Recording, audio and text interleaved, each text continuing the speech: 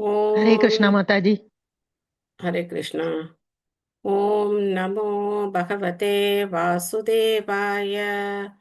ॐ नमो भगवते वासुदेवाय।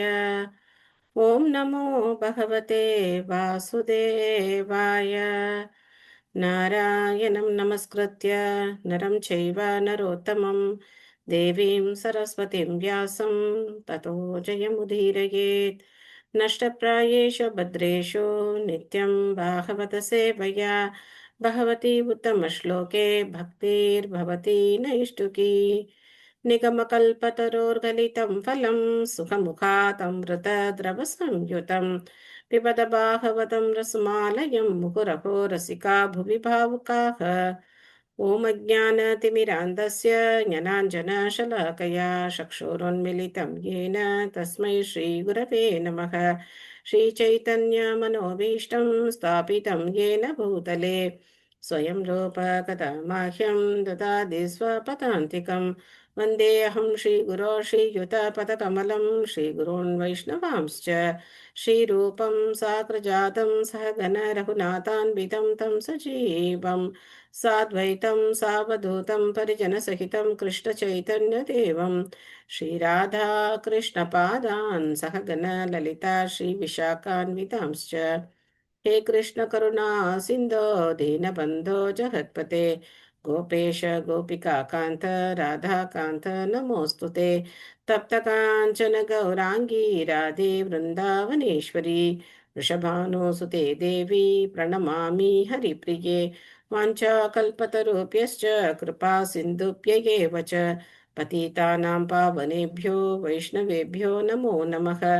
नमो ॐ विष्णुपादाय कृष्णप्रेष्ठाय भूतले श्रीमते भक्तिवेदान्त स्वामिन् इति नामिने। नमस्ते सारस्वते देवे गौरवाणी प्रचारिणे निर्विशेष शून्यवादी पाश्चात्य देशतारिणे। जय श्री कृष्ण चैतन्य प्रभु नित्यानंद श्री अद्वैत गदाधर श्रीवासादि गौर भक्तवृंद। हरे कृष्णा कृष्ण कृष्णा हरे हरे हरे राम राम राम हरे हरे। मूकं करोति वाचालं पङ्गुं लङ्कयति गिरिं यत्कृपातमहं वन्दे श्रीगुरुं दीनधारिणं परमानन्दं माधवं श्रीचैतन्यमीश्वरं। हरिः ओं तत्सत्। कथाञ्चन स्मृते यस्मिन् दुष्करं सुकरं भवेत् विस्मरेति प्रीतं श्रीचैतन्यं नमामि तम्। हरे कृष्णा। ஸோ நேற்று நம்ம பார்த்ததுல ஏதாவது பாயிண்ட்ஸ் உங்களுக்கு ஞாபகம் இருக்கா? ஹரே கிருஷ்ணா மாதாஜி, நான் சொல்றேன் ஹரே மாதாஜி. சொல்லுங்க. கேமலதா நேத்து சம்பந்தம் பிரயோஜனா சேவையா பிரயோஜனா பார்த்தோம். அப்புறம் கிருஷ்ணர் சொன்னாருன்னு சொன்னீங்க. எனக்கு பக்தர்களா இருக்கிறத காட்டிலும் என் பக்தர்களுக்கு பக்தரா இருக்கிறதா நான் விரும்புறேன் அப்படின்னு கிருஷ்ணர் சொன்னாருன்னு சொன்னீங்க. சம்பந்தா அபிதயா பிரயோஜனம். அபிதயா அபிதயா பிரயோஜனம். ஓகே, தேங்க்யூ மாதாஜி. மாதாஜி. ஹரே கிருஷ்ணா. கிருஷ்ணரோட தேக அம்சம் மட்டுமன்றி தெய்வீகமான அவரது செயல்களும் கூட கவர்ச்சியானது. அதாவது பெயர், புகழ், உருவம், திருவிளையாடல்கள், பரிவாரம், உபகரணங்கள் அது முதலியவைகளில் பூரணமாக இருப்பதுவே இதற்கு காரணம். ஓகே. ஹரே கிருஷ்ண மாதாஜி. பகவானின் லீலைகளை கவனமாக கேட்பதன் மூலமாகவே நம்ம மிக உயர்ந்த பூர்ணத்துவத்தை ஒருவரால் பெற முடியும் சொன்னீங்க.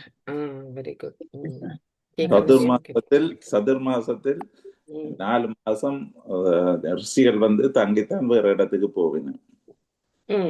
அப்புறம் பக்தி தொண்டில் பற்பல ஆண்டு கால பயிற்சிக்கு பிறகுதான் உன்னத உணர்வு சாத்தியமாகிறது. அப்புறம் பக்தர் தொண்டருக்கு, அதாவது கிருஷ்ணரோட தொண்டருக்கு சர்வீஸ் பண்ணாதான் நம்ம வந்து அவரோட ரோகத்துக்கு போக முடியும். திருத்தொண்டர் ஆழ்வார் அந்த ஒரு எக்ஸாம்பிள் நீங்க சொன்னீங்க. அது வந்து சாமரம் வீசிக்கொண்டே இருப்பாரு, ஆனா அவர் வந்து வேற யாருக்கும் சர்வீஸ் பண்ணிருக்க மாட்டாரு. சோ வேற ஒருத்தர் தொண்டர் வந்து கேட்கும் போது பகவான் சொல்லுவாரு, இவன் என்கிட்ட வந்து அடைஞ்சிடுவான். அப்ப இவர் கேட்பாரு, ஏன் நான் வரல முடியாதா அப்படின்னு. நான் உனக்கு சேவகன், நீ எனக்கு தான் பண்ண, ஆனா என்னுடைய தொண்டருக்கு சர்வீஸ் பண்ணல அப்படின்னவே அடுத்த பிறவில அவர் சர்வீஸ் பண்ணி போய் பகவானை சேர்ந்தாருன்னு சொன்னீங்க. அடுத்த பிறவில இல்ல, அப்பவே போய் அவர் என்ன பண்றாருன்னா திருக்கச்சி நம்பிகளுக்கு திருக்கோஷ்டி நம்பிக்கை போய் சேவை பண்ணி அதுக்கப்புறம் பகவான் அவரை ஏத்துக்கிறார். ஓகே. அப்புறம் நம்மளோட மாதாஜி நாரதர் வந்து இந்த தூய பக்தர்களோட அந்த உச்சிஷ்டத்தை சாப்பிட்டதுனால அவருக்கு வந்து நல்ல பக்தி கிடைச்சதுன்னு சொன்னீங்க. Very good. அப்புறம் சூட்சுமமான மனதை கூட பகவானின் தெய்வீகமான திருவிளையாடல்களை கேட்பதிலும் அவற்றை பற்றி சிந்திப்பதிலும் அவரது நாமத்தை பாடுவதிலும் ஈடுபடுத்த வேண்டும். இத்தகைய செயல்கள் அனைத்தும் தெய்வீகமானவை. ஸோ உடல் வந்து பகவானுடைய சேவையில ஈடுபடும் போது மனமும் என்ன செய்யணும்? பகவானுடைய சேவையில ஈடுபடணும். மனம் எதையாவது நினைச்சுக்கிட்டே இருந்து உடல் மட்டும் ஒரு இயந்திரத்தனமா பகவானுடைய சேவையில ஈடுபடுறதுனால முழு நன்மையை நம்ம அடைய முடியாது. Okay, thank you. தேங்க்யூ மாதாஜி. ஹரே கிருஷ்ணா. ஸ்ரீமத் பாகவதம் முதல் ஸ்கந்தம் 5வது அத்தியாயம். நம்ம 28 படிக்கணுமா பதம்?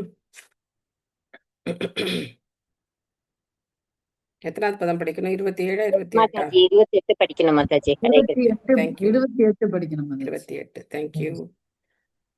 28. இத்தம் சரத் பிராவுருஷிகாவ் ருதுஹரேர் விஷ்ருன்வதோ மேனுசவம் யசோமலம் சங்கீர்த்தியமானம் முனிபீர் மகாத்மபீர் பக்திஹி பிரவருத்தாத்ம ரஜஸ்தமோபகா.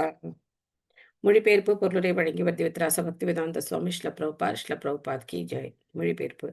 இவ்வாறாக மழை காலத்திலும் இலையுதிர் காலத்திலும் மகாத்மாக்களான இம்முனிவர்கள் பகவான் ஹரியின் கலப்பற்ற பெருமைகளை இடைவிடாமல் பாடுவதை கேட்கும் வாய்ப்பை நான் பெற்றேன். இதன் விளைவாக எனது பக்தி தொண்டு துவங்கியதும் ரஜோ மற்றும் தமோ குணங்களின் திரைகள் மறைந்தன. இதேதான் பகவத்கீதையிலையும் பகவான் சொல்றார். மாம்சையோ அவ்யபிச்சாரேன பக்தி யோகேன சேவதா சகுணான் சமதித்தேதான் பிரம்ம பூயாய கல்பத்தே அப்படின்னு சொல்றார்.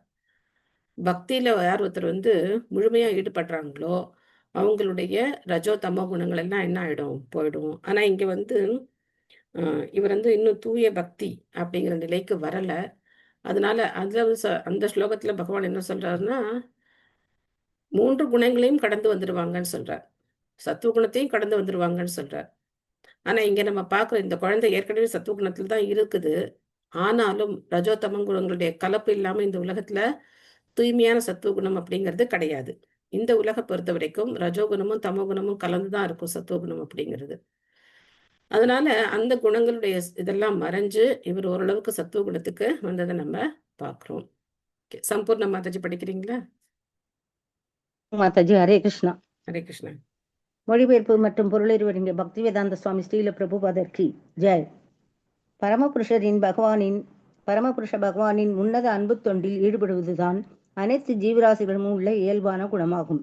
இக்குணம் அனைவரது இதயத்திலும் உறங்கும் நிலையில் உள்ளது. ஆனால் ஜட இயற்கையுடனான தொடர்பின் காரணத்தால் இக்குணம் நினைவிற்கெட்டாத காலத்திலிருந்தே ரஜோ மற்றும் தமோ குணங்களால் மறைக்கப்பட்டு வந்துள்ளன. பகவானின் கருணையாலும் மகாத்மாக்களான பகவத் பக்தர்களின் கருணையாலும் பகவானின் தூய பக்தர்களுடன் தொடர்பு கொள்ளும் அரிய வாய்ப்பை ஒரு ஜீவராசி பெறுவானாயின் நதி பிரவாகம் போல் அவனது பக்தி ஊற்றெடுப்பது நிச்சயம். கடலில் சேரும் வரை நதி ஓடிக்கொண்டே இருப்பதைப் போலவே தூய பக்தர்களின் சேர்க்கையால் கலப்பற்ற பக்தி தொண்டும் கிருஷ்ண பிரேமை என்னும் இறுதி இலக்கை அடையும் வரை ஓடிக்கொண்டே இருக்கும். பக்தி தொண்டின் இத்தகைய ஓட்டத்தை நிறுத்த முடியாது. மாறாக அது எல்லையற்றவாறு பெருகிக் கொண்டே போகும். பக்தி தொண்டின் ஓட்டம் மிகவும் சக்தி வாய்ந்ததாக இருப்பதால் அதை வேடிக்கை பார்ப்பவரும் கூட ரஜோ தமோ குணங்களின் ஆதிக்கத்திலிருந்து விடுதலையை அடைகிறார். இவ்வாறாக இயற்கையின் இவ்விரு குணங்களும் விலக்கப்பட்டு தனது சுயநிலையை அடையும் ஜீவராசி முக்தி அடைகிறார். ஹரே கிருஷ்ணா. தேங்க்யூ மாதாஜி. தேங்க்யூ மாதாஜி. குந்தி மகாராணி வந்து அவங்களுடைய பிரார்த்தனையில ஒரு பிரார்த்தனையை சொல்றாங்க. त्वयि मे अनन्य विषया मदिर मधुपते सकृत ரதிமுத்வகதா தத்தா கங்கே வௌகம் முதன்வதி அப்படின்னு சொல்றாங்க. என்ன அர்த்தம் இந்த ஸ்லோகத்துக்கு அப்படின்னா, துவயிமே அனன்ய விஷயா, உங்களை தவிர வேற எந்த சிந்தனையும் எனக்கு இருக்கக்கூடாது. மதிர் மதுபதே, மதுபதி, பகவானுக்கு பேரு மதுபதி. அப்படி உங்களுடைய சிந்தனை மட்டும்தான் எனக்கு இருக்கணும். அதை எதோட ஒப்பிட்டு சொல்றாங்க அப்படின்னாக்க, கங்கை வந்து என்ன பண்றாங்க அப்படின்னா, கங்கா எங்க உற்பத்தி ஆகுறாங்க யாருக்கும் தெரியாது. நம்ம சொல்லலாம் இமயமலையில உற்பத்தி ஆகுறாங்க அப்படின்னு சொல்லலாம். ஆனா அந்த உற்பத்தி ஸ்தானத்தை யாராலும் போய் கண்டுபிடிக்க முடியாது. ஏன்னா கங்கை வந்து மேல் உலகத்திலேருந்து இறங்கி வர்றாங்க. சிவபெருமானுடைய ஜடாமுடியிலேருந்து அவங்க ஒரு சொட்டு தான் அவர் விட்டார். சிவபெருமான் சின்ன கீற்று தான் அவர் வெளியில விட்டிருக்காரு. மற்றதெல்லாம் முடிஞ்சு வச்சிருக்காரு அவருடைய ஜடாமுடியில. ஏன்னா மொத்த கங்கை வந்து இங்க பாஞ்சாங்க அப்படின்னா இந்த உலகம் அப்படியே வந்து பாதாளத்துல போய் மூழ்கிடும். அதனால அதை தாங்கியிருக்கார் சிவபெருமான். ம். அப்போ அந்த கங்கை பிரவாகமா வரும்போது பார்த்தோம் அப்படின்னா அந்த சார்தாம் யாத்திராலாம் போறவங்களுக்கு அந்த அனுபவம் இருக்கும். இங்கே எங்களுக்கு மாயாப்பூர்ல கங்கை வந்து எந்த விதமான தங்கு தடையும் இல்லாம ஒரே பிரவாகமா அப்படியே போயிட்டே இருப்பாங்க. எல்லா இடத்துலயும் அப்படிதான் முழுக்க. இந்த நவதீபத்துல கங்கை வந்து ரொம்ப சாந்தமா அப்படியே ஒரே பெரிய பிரவாகமா போயிட்டே இருப்பாங்க. ஆனா சார்தாம் யாத்திரை போனவங்களுக்கு அந்த அனுபவம் இருக்கும். பெரிய மலை பாதைகள், அதுக்கப்புறம் திடீர்னு ஒரு பள்ளத்தாக்கு, இந்த மாதிரி எல்லாம் கங்கை வந்து பல தடைகளை தாண்டி கங்கா சாகர்ல போய் கலக்கிற வரைக்கும் அவங்க என்ன பண்ணிட்டு இருக்காங்க, அவங்களுடைய ஓட்டம் அப்படிங்கிறது அப்படி போயிட்டே இருக்கு. எந்த தடைகளை பத்தியும் அவங்க வந்து பொருட்படுத்துறதே கிடையாது. எல்லா தடைகளையும் தாண்டி போய் அந்த கங்கை கடல்ல போய் கலக்குறாங்க. அந்த மாதிரி இங்க வந்து ஒரு பக்தனுடைய பக்தி அப்படிங்கிறது தடை இல்லாமலாம் இருக்காது. எத்தனை தடைகள் வந்தாலும் சரி, அது எப்படி கங்கை போய் கடல்ல கலக்கிற மாதிரி பகவானுடைய அந்த பிரேமையை அடையிற வரைக்கும் இந்த பக்தி தொண்டு ஓயாது. அதுக்கப்புறம் அந்த பக்தி தொண்டு பெருகிக்கிட்டே போகும் அப்படின்னு பிரபுபாத் சொல்றார். பக்தி தொண்டு அப்படிங்கிறது எந்த நிலையிலையும் செய்யக்கூடியது. முக்தி அடைந்த நிலையில தான் செய்யக்கூடியதான் உண்மையான பக்தி. ஸோ அப்பேற்பட்ட பக்தி அப்படிங்கிறது எல்லாருடைய இதயத்திலையும் உறங்கிய நிலையில இருக்கு. இது ரொம்ப முக்கியமான ஒரு விஷயம். நமக்கு இது செயற்கையா தோன்றதுக்கான காரணம் என்ன அப்படின்னா, நாம இந்த ஜட இயற்கையோட குணங்களால பாதிக்கப்பட்டிருக்கோம். ரஜோ தமோ குணங்களால நாம பாதிக்கப்பட்டிருக்கோம். அதனால நமக்கு இது செயற்கையா தெரியுது. பகவானுடைய நாமத்தை சொல்றது என்ன புதுசா இருக்கு, நம்ம இத்தனை நாள் கேட்டதே இல்லையே. கோவில்ல தானே பிரசாதம் கொடுப்பாங்க, வீட்டுல என்ன பிரசாதம்? நம்ம என்ன தீபாவளி பொங்கல் அப்படி ஏதோ ஒரு நாள் நம்ம பகவானுக்கு படைப்போம். அதுவும் பகவானுக்குன்னு சொல்ல முடியாது, நம்ம எந்த தேவரை வழிபடுறோமோ அந்த தேவருக்கு படைப்போம், அவ்வளவுதானே. இதுன்னா டெய்லி சாப்பிட்றதெல்லாமா போய் கடவுளுக்கு போய் கொடுப்பாங்க? இதெல்லாம் என்ன வேலை அப்படின்னு பார்க்குறவங்க, ஏன் நம்ம மனசுக்கே கூட 1000 கேள்விகள் வரலாம். ஆனா இதனுடைய காரணம் என்ன அப்படின்னாக்க, இந்த ஜட உலகத்தினுடைய ரஜோ தமோ குணங்களுடைய பாதிப்பு. அப்போ ஒரு தூய பக்தருடைய தொடர்பு நமக்கு கிடைச்சு, அந்த தூய பக்தருடைய கருணையினால அந்த பக்தி அப்படிங்கிறது தூங்கிட்டு இருக்கிற பக்தி டக்குனு இப்ப என்னாச்சு, முழிச்சுக்குச்சு. அதனாலதான் கை தட்டி பாடுறோம். ஹரே கிருஷ்ண மகாமந்திரம் பாடும்போது கரத்தாளங்களோட வாத்தியங்களோட பாடுறோம். ஏன்னா நல்லா தூங்கிட்டு இருக்கு பக்தி நம்ம இதயத்துல. அப்போ அது முழிச்சு பாக்குது. என்னடா இது நமக்கு தெரிஞ்ச விஷயமா இருக்கே அப்படின்னு சொல்லி. அப்போ ஒவ்வொருத்தருக்கு அதை டக்குன்னு பிடிச்சுக்குது, ஒவ்வொருத்தருக்கு நேரம் ஆகுது. அது அவங்களுடைய முயற்சியை பொறுத்தது. அடிக்கடி இந்த உதாரணம் சொல்றது உண்டு. ஒரு வகுப்புல 50 மாணவர்கள் இருக்கலாம். ஆசிரியர் ஒரே மாதிரி தான் சொல்லி கொடுக்கிறாரு. ஒரு மாணவன் ஃபர்ஸ்ட் ரேங்க் வாங்குறார், ஒரு மாணவன் ஃபெயில் ஆகிறார். காரணம் என்ன? ஆசிரியருடைய தவறா? கண்டிப்பா கிடையாது. இதே வகுப்பு ஆசிரியர் எல்லாருக்கும் ஒரே மாதிரி தான் சொல்றாரு. அப்போ யார் எப்படி எடுத்துக்கிறாங்களோ அதுக்கேத்த மாதிரி அவங்களுக்கு அந்த ரிசல்ட் கிடைக்குது. அந்த மாதிரி நானும் நீங்களும் ஒரே மாதிரி தானே போக ஆரம்பிச்சோம். நீங்க மட்டும் எப்படி இதெல்லாம் தெரிஞ்சுக்கிட்டீங்க அப்படின்னு நம்ம யாரையும் கேட்க முடியாது. அவங்கவுங்களுடைய ஈடுபாடு, அவங்கவுங்களுடைய முயற்சி. ஏன்னா பகவானுடைய கருணை எல்லாருக்கும் ஒரே மாதிரி சமமா தான் இருக்கு. பகவான் யாருக்கும் கருணையை கூட்டி குறைச்செல்லாம் கொடுக்கறது கிடையாது. உங்களுக்கு நிறைய பகவானுடைய கருணை இருக்கு, அதனால உங்களுக்கு ஒன்றும் தடை இல்லை, இதெல்லாம் நிறைய பேர் சொல்லி நான் கேட்டிருக்கேன். உங்களுக்கு வீட்டில் பிரச்சனை கிடையாது, உங்க வீட்டில் எல்லாரும் வந்து ஒத்துக்கிட்டாங்க. எனக்கெல்லாம் அந்த மாதிரி கிடையாது, எனக்கு பகவானுடைய கருணை இல்லை, இந்த மாதிரிலாம் கிடையாது. எல்லாருக்கும் பகவானுடைய கருணை இருக்கு. நம்மளுடைய முயற்சியை பொறுத்து பகவான் நமக்கு உதவி செய்கிறார். அதனால அந்த தூய பக்தருடைய தொடர்பு கிடைக்கும் போதும் நம்ம என்ன பண்ணக்கூடாது, தூங்கிக்கிட்டே இருக்கக்கூடாது. அதுக்கப்புறமும் தூங்கிட்டு இருந்தோம் அப்படின்னாக்க வேற யாரும் நம்மளை காப்பாற்ற முடியாது. கோலோக விருந்தாவனம் போறதுக்கு இதுதான் லாஸ்ட் ஃப்ளைட்டு. இதுதான் லாஸ்ட் ஃப்ளைட்டு. ஃப்ளைட் வேகமா புக் ஆயிட்டே இருக்கு. ஆனா இதுல எவ்வளவு பேர் வேணா உட்காரலாம். இதுக்கு என்ன கிடையாது, சீட் லிமிட்லாம் ஒன்றும் கிடையாது, எவ்வளோ பேர் வேணா உட்காரலாம். ஆனால் டேக் ஆஃப் ஆகிட்டு போயிடுச்சுன்னு வச்சுக்கோங்க, அதுக்கப்புறம் என்ன பண்ண முடியாது, இந்த ஃப்ளைட்டை பிடிக்க முடியாது. ஸோ அதுக்குள்ளே நம்ம என்ன பண்ணணும் அப்படின்னாக்க, டிக்கெட் புக் பண்ணி நம்ம சீட்டை கன்ஃபார்ம் பண்ணிக்கணும். கன்ஃபார்ம் பண்ணாதான் நம்ம போக முடியும். இல்லை நம்ம பார்த்துக்கலாம், இன்னும் நிறைய நாள் இருக்குது அப்படின்னு சொல்லி நம்ம வெயிட் பண்ணிக்கிட்டே இருந்தோம்னா ஒன்லி 10,000 வருஷம் தான் இந்த ஃப்ளைட் இங்கே இருக்க போகுது. அதுக்கப்புறம் டேக் ஆஃப் ஆகிடும். அதுக்கப்புறம் பகவான் என்ன பண்ணுவார், எல்லாத்தையும் வைண்டப் பண்ணிடுவார். ஃபுல்லாக கலி ஃபுல்லாக வந்து பிடிச்சிப்பாங்க. அதுக்கப்புறம் நம்ம ராமகிருஷ்ணன்லாம் சொல்லவே முடியாது. சொன்னால் கொண்டு போட்டுருவாங்க. அந்த மாதிரி இருக்கும். இப்போயே பார்த்தீங்கன்னா நிறைய ஊர்களில் இந்த மாதிரியான தடைகள் இருக்குது. ரஷ்யாலெல்லாம் பார்த்தீங்கன்னா அங்கே இந்த மாதிரி பக்தியை பயிற்சி பண்ணுறது அப்படிங்கிறதெல்லாம் ரொம்ப கஷ்டம். ஆனால் ரஷ்யா தான் நிறைய பக்தர்கள் இருக்காங்க. ரஷ்யாவில் தான் இருக்கிறதுலே அதிக எண்ணிக்கையிலான பக்தர்கள் இருக்காங்க. அப்போ உலகம் முழுக்க அந்த சூழ்நிலை வந்துடும். யாராவது பகவானுடைய பேரை சொன்னாங்க அப்படின்னாக்க தூக்கி உள்ள போட்டுருவாங்க. அது வரைக்கும் காத்திருக்கலாம் அப்படின்னு நினைச்சோம் அப்படின்னாக்க ரொம்ப கஷ்டமான ஒரு நிலைமையா போயிடும். அதனால இந்த வாய்ப்பு கிடைக்கும் போது நம்ம இதை சரியா பயன்படுத்திக்கணும். தஸ்யைவம் மே நுரக்தஸ்ய பரிஷ் பிரஸ்ரிதஸ்ய ஹதைன சக ஸ்ரத்ததானஸ்ய பாலஸ்ய தாந்தஸ்யானுசரஸ்ய ச. அந்த முனிவர்களிடம் நான் மிகவும் அன்பு கொண்டிருந்தேன். நடத்தையில் நான் சாதுவாக இருந்தேன்.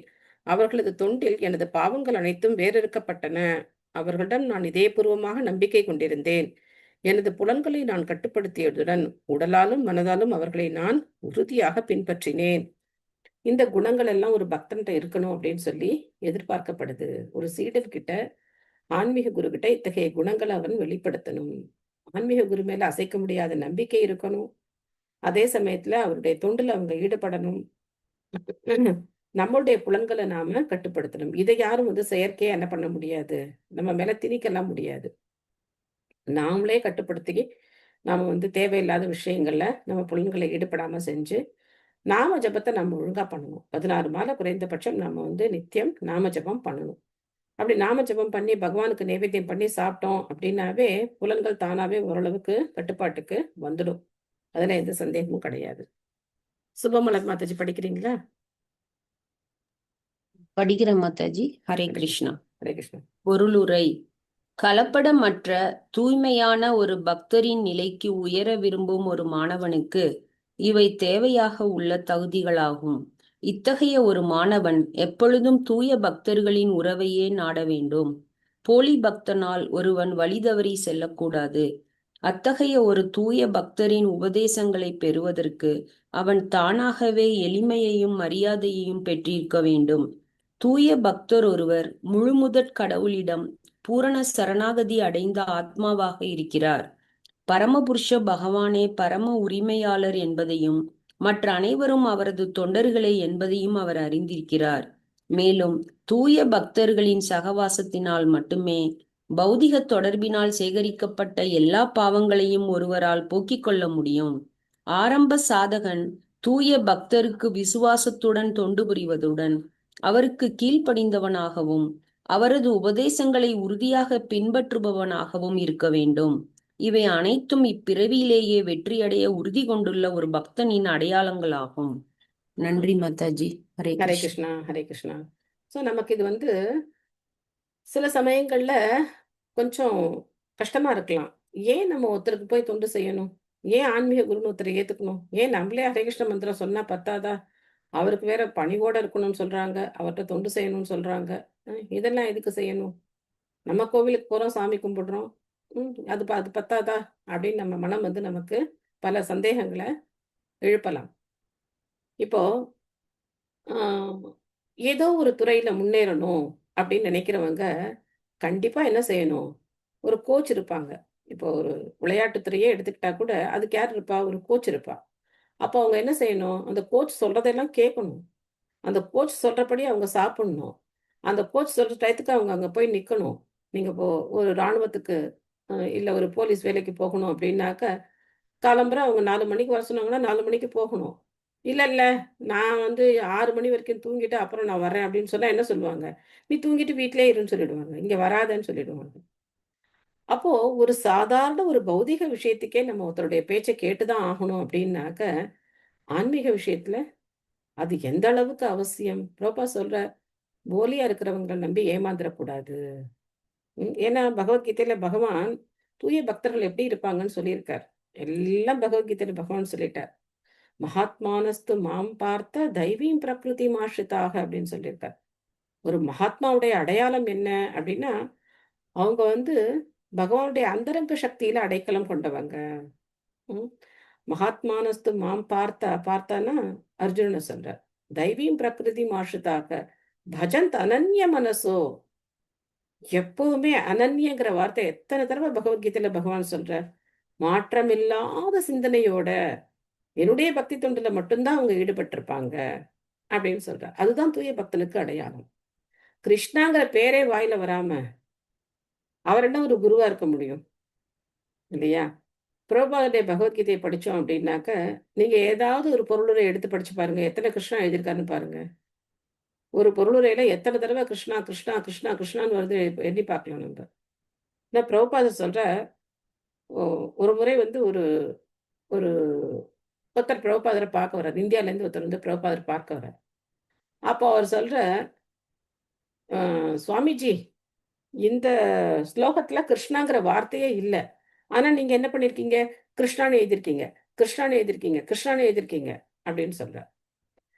அப்போ பிரபுபாத சிரிச்சுட்டே இல்லாத கேட்டுட்டே இருக்கார். அவருக்கு எந்த பதிலும் சொல்லல. அவர் பேசிட்டு தான் ஏஞ்சி போயிடுறார்.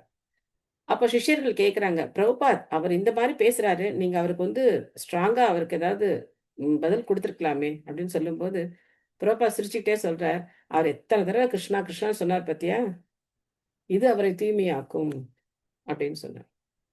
ஸோ பிரபுபாதுடைய நோக்கம் என்ன அப்படின்னா, யாரையும் ஜெயிக்கிறதோ இல்லை யாரையும் வெற்றி கிடையிறதோ கிடையாது. அப்படியே அவர் யாராவது அவர்கிட்ட தோத்து போனா கூட ரொம்ப சந்தோஷமா தோத்து போவாங்களாம். ஆஹா, இவர் எவ்வளவு உண்மையை சொல்லியிருக்காரு அப்படின்னு சொல்லி ரொம்ப சந்தோஷமா அவங்க தோல்வியை வந்து ஒத்துப்பாங்களாம். அந்த மாதிரி தூய பக்தர் அப்படின்னா அவருடைய மூச்சே கிருஷ்ணா கிருஷ்ணான்னு தான் இருக்கணும். இதே சந்தேகம் பீமனுக்கும் வந்தது. ஒரு சமயத்துல குருட்சேத்திர யுத்தத்துல நடக்கும்போது என்ன ஆகுது அப்படின்னாக்க, சாயந்தரமானா அவங்கவுங்க சங்கு ஊதியாச்சுன்னா சண்டையெல்லாம் நிறுத்திடுவாங்கல்ல. நிறுத்திட்டு அவங்கவுங்க பாசறையில அவங்கவுங்க ஓய்வு எடுப்பாங்க. அப்போ எல்லாரும் ரொம்ப நண்பர்களா பழகிப்பாங்க. இவங்களுக்கு என்ன வேணாலும் அவங்க கொடுப்பாங்க, அவங்களுக்கு என்ன வேணாலும் இவங்க கொடுப்பாங்க. அப்போ சண்டை நடந்த மாதிரியே இருக்காது. காலம் வரை சண்டை போட்டவங்க மாதிரியே இருக்க மாட்டாங்க. அப்போ கிருஷ்ணன் என்ன பண்றாரு அப்படின்னா, ஒரு கிண்ணத்துல சந்தன குழம்பும் இந்த மயிலிறகெல்லாம் எடுத்துக்கிட்டு வேகமா அர்ஜுனனுடைய பாசறைக்கு போறார். அப்போ பீமன் பார்க்கிறார். நல்ல இரவு நேரம். பீமன் பார்க்கிறார். பீமன் ரொம்ப பெரிய உடல் அமைப்பும் சரி, அவருடைய அந்த சண்டை போடுற திறமையும் சரி, அது வேற மாதிரி. அர்ஜுனனுக்கு ஒரு மாதிரின்னா பீமனுடைய யுத்த ஸ்டைல் வந்து வேற மாதிரி. அவர் எடுத்தாருன்னா 4-5 மரத்தை பிடுங்கி ஒருத்தர் மேல போடுவார், அந்த மாதிரி. அப்போ போய் பார்க்கிறார், கிருஷ்ணர் எங்க போறார் அப்படின்னு போய் பார்க்கிறார். பார்த்தா அர்ஜுனுடைய பாசறைக்கு போறார். போயிட்டு அர்ஜுனன் தூங்கிட்டு இருக்காருல்ல, அர்ஜுனுடைய காயங்களுக்கெல்லாம் கிருஷ்ணன் இந்த சந்தன குழம்பு வந்து மருந்தா இட்டு விடுறார். அதை பார்த்த உடனே பீமனுக்கு ஒரு சந்தேகம் வருது. இது என்னது இது? காலையில இருந்து தேர் ஓட்டிட்டு இருந்தாரு. எந்த ஒரு அம்பு ஒரு காயமும் அவன் மேல படாம பாத்துக்கிட்டாரு. இப்ப என்ன பண்றாரு? இருக்கிற கொஞ்சம் நஞ்சு சின்ன சின்ன கீரலுக்கு கூட போய் மருந்து போட்டுட்டு இருக்காரு. இங்க நான் உடம்பு பூரா ரத்த கலரியா இருக்கேனே, இந்த கதை எடுத்துக்கிட்டு அடிச்சு அவன் அடிச்சு நான் அடிச்சு என் உடம்பு எப்படி இருக்கு, என்ன யார் பாக்குறா, ஏன் இவர் வந்து இப்படி பண்றாரு அப்படின்னு சொல்லிட்டு பீமனால இதை பொறுக்கவே முடியல. அப்புறம் கிருஷ்ணகிட்ட போய் கேட்கிறார், கிருஷ்ணா ஏதாவது நியாயமா பண்றீங்களா? எதுக்காக அர்ஜுனுக்கு காலையில இருந்து தான் அவனை பார்த்துக்கிட்டே இருந்தீங்க, அவனுக்கு தேர் ஓட்டிட்டு இருந்தீங்க, அவன் கூடவே இருந்தீங்க, ராத்திரி கூட தூங்காம போயிட்டு அவனுக்கு மருந்து போட்டுட்டு இருக்கீங்களே அப்படின்னு கேட்கிறார். அப்போ கிருஷ்ணர் சொல்ற, நீ அர்ஜுனனுடைய அந்த மூக்குக்கு கிட்ட கை வச்சு பாரு அப்படிங்கிற. அப்படி கை வச்சா அர்ஜுனுடைய மூச்சு கிருஷ்ணா கிருஷ்ணா கிருஷ்ணான்னு வருதான். சரி, அர்ஜுனுடைய தலைமுடியை தொட்டுப்பார் அப்படிங்கிற. தலைமுடியை தொட்டா கிருஷ்ணா கிருஷ்ணா கிருஷ்ணான்னு வருதான். சரி, அவனுடைய பாதத்தை தொட்டுப்பார் அப்படின்னா அந்த துடிப்பு கூட கிருஷ்ணா கிருஷ்ணா கிருஷ்ணான்னு வருதான். என்னுடைய பக்தனை நான் பாத்துக்கிறேன் அப்படி. இதுதான் தூய பக்தனுடைய லட்சணம். தூய பக்தர்கள் எப்பவுமே பகவானுக்கு எப்படி பகவானுடைய சிந்தனையிலே இருக்கிறவங்க தான் தூய பக்தர்கள். மற்றபடி போலியா நான் தான் கடவுள், என்கிட்ட வந்தா உனக்கு அது நடந்துரும் இது நடந்துரும், மக்கள் எப்படி ஏமாந்து போறாங்க, எல்லாம் பாவம் தானே. பக்தினா என்னன்னே தெரியாம ரொம்ப பாவம். அதனால தூய பக்தர்களுடைய தொடர்பு அப்படிங்கிறது அரிதிலும் அரிதானது. ஞானம் குஹ்யதமம் யத்தத் சாக்ஷாத் பகவதோதிதம் அன் அன்வச்சோச்சன் பிரமிஷ்யந்த கிருபயா தீனவத்சலாக. நிராதரவான ஆத்மாக்களிடம் மிகவும் அன்பு கொண்டிருந்த அந்த பக்தி வேதாந்திகள் புறப்பட்டு செல்லும் போது பரமபுருஷனாலேயே உபதேசிக்கப்பட்டதான மிகவும் ரகசியமான அந்த விஷயத்தை பற்றி எனக்கு உபதேசித்தனர். ஞானம் குஹ்யதமம். பகவத்கீதையிலையும் இதே வார்த்தைகள் சொல்லப்பட்டிருக்கு. இதி குஹ்யதமம் சாஸ்திரம் இதம் உக்தம் மயா நக ஏதத் புத்வா புத்திமான் ஸ்யாத் கிருத கிருத்யஸ்ச பாரத அப்படின்னு 15வது அத்தியாயத்துல கடைசி ஸ்லோகம் 20வது ஸ்லோகத்துல சொல்றார். அதே மாதிரி 9வது அத்தியாயத்துல சொல்றார், ராஜவித்யா ராஜகுஹ்யம் பவித்ரம் இதம் உத்தமம் பிரத்யக்ஷாவகமம் தர்மியம் சூஷுகம் கர்த்தும் அவ்யயம் அப்படின்னு சொல்றார். நம்ம எப்படி குட் பெட்டர் பெஸ்ட் அப்படின்னு சொல்றோமோ அந்த மாதிரி குஹ்யம், குஹ்யதரம், குஹ்யதமம். குஹ்யதமம் அப்படின்னாக்க இது ரொம்ப ரொம்ப சீக்ரெட், மோஸ்ட். அந்த மாதிரி இதம் ஞானம் குஹ்யதமம் அப்படின்னா இந்த ரகசியமான ஞானம், மிக மிக ரகசியமான ஞானம். இது பகவானாலே உபதேசிக்கப்பட்டது. பகவத்கீதையுடைய 9வது அத்தியாயத்துக்கு பிரபுபாதர் மிக ரகசியமான அறிவு அப்படின்னு தலைப்பு கொடுத்திருக்கார். அந்த ரகசியமான ஞானம் சாக்ஷாத் பகவதோதிதம், சாக்ஷாத் பகவானால உபதேசிக்கப்பட்ட அந்த ஞானத்தை அவங்க எனக்கு சொல்லிட்டு போனாங்க. போகும்போது 4 மாசம் முடிஞ்சு போகும்போது மிக ரகசியமான ஞானத்தை அவங்க சொன்னாங்க. கிருபையா தீனவத்சல. நம்ம சொல்றோம் இல்லையா, தீனபந்தோ ஜெகத்பதே அப்படின்னு சொல்றோம். என்ன சொல்றோம்? ஹே கிருஷ்ண கருணா சிந்தோ தீனபந்தோ ஜெகத்பதே அப்படிங்கிறோம். தீனபந்து, தீன அப்படின்னாக்க எந்த விதமான அடைக்கலமும் இல்லாதவங்க, பகவானே நம்பி இருக்கிறவங்க. அப்படி நாம மனநிலை நமக்கு அப்படித்தான் இருக்கணும். இல்லைங்க எனக்கு நிறைய பேங்க் பேலன்ஸ் இருக்கு, வீடு வாசல், காரு, பங்களா, சொத்து சுகம், சொந்தக்காரங்க நிறைய பேர் இருக்காங்கன்னா நம்ம யாரும் கிடையாது, தீனர்கள் கிடையாது. அப்போ பகவான் நம்மளை சரி அதெல்லாம் உன்னையே காப்பாத்துட்டோம் அப்படின்னு சொல்லி அவர் பேசாம இருந்துருவார். இதெல்லாம் இருந்தும் நம்ம எப்படி இருக்கணும்? பகவானை தான் நம்பி இருக்கணும். அகிலா மாதாஜி படிக்கிறீங்களா? ஹரே கிருஷ்ணா. ஹரே கிருஷ்ணா. பொருளுரை. ஸ்ரீல பிரபுபாதர் கி ஜெய்.